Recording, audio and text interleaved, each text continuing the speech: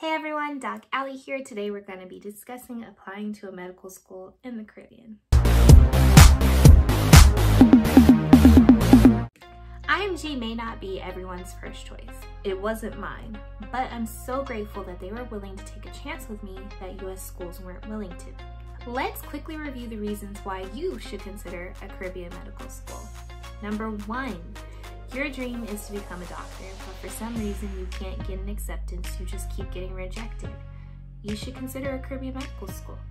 Number 2, you want a cheaper alternative to US medical schools. This includes both tuition and application fees. And number 3, you don't want to wait another year. It's a year for the US medical school application cycle, but it takes about 3 to 4 weeks to get an acceptance from a Caribbean medical school. Now you've decided you're going to go beachside. Here are some quick tips that I used when I chose my current Caribbean medical school. The most important thing for me and my dad when we were looking through schools was the accreditation.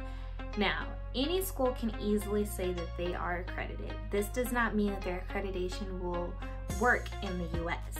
So, one of the quick and easy ways to consider if a school is accredited is to see if they're approved for the US Department of Education's loans. If they are, they're automatically accredited in the US.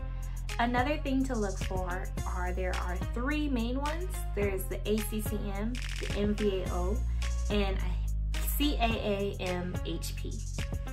Then let's talk money.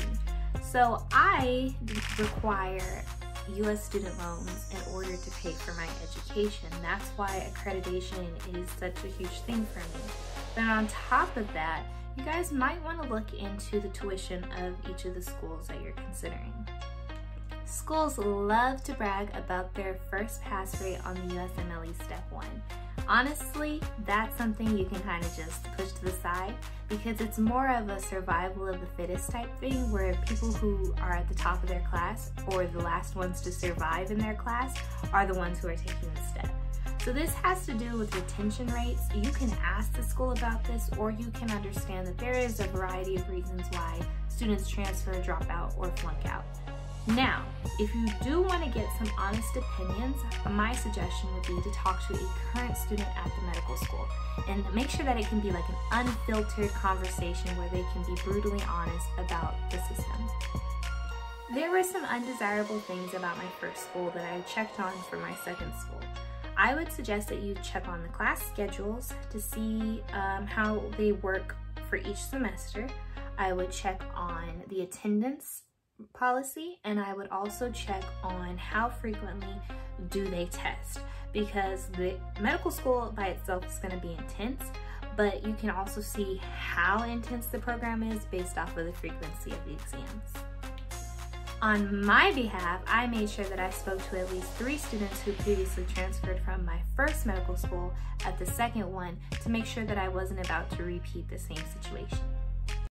If you watched my journey to IMG, you heard me emphasize the importance behind location a lot. But this extends beyond the whole simplicity of the island idea and also emphasizes the importance of safety. So one of the first medical schools that my line sister suggested to me and my dad, it had a horrible crime rate. So automatically my dad was like, no, we're not going there. But then I met a student later who didn't do her research, ended up on the island and was robbed. So it is very important to look into these things. And then I ended up on 2 of the safest islands because of this. So one of them, the natives didn't even lock the doors. The other one, I was there when like the first guy was shot in 3 to 4 years or something crazy. And he ended up surviving, so that makes it safer, right? Back on topic though.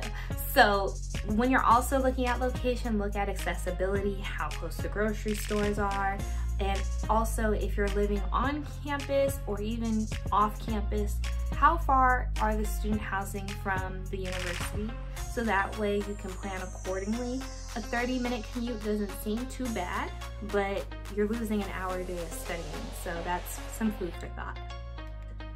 Another thing I want to warn you about when considering Caribbean medical schools is beware of online forums. The people who write these reviews, and there will be plenty of them, are usually pretty angry and frustrated, and that's usually because they didn't end up passing. Personally, I would never go blatantly blast the previous school I was at because I know part of it was also on me. I didn't find a tutor. I didn't know my studying styles ahead of time. So that played an impact on my outcome. But these people don't kind of have that self-reflection, and so they're just angry and they're hiding their face behind the internet, so it's real easy to say a lot of stuff. I would again emphasize the importance behind speaking to a current student instead of someone online. As you know, one of my channel goals is to remove the stigma behind IMG schools. So if you do your proper research, you make sure you're accredited, an IMG MD is still an MD. That's all I have for now. Until next time.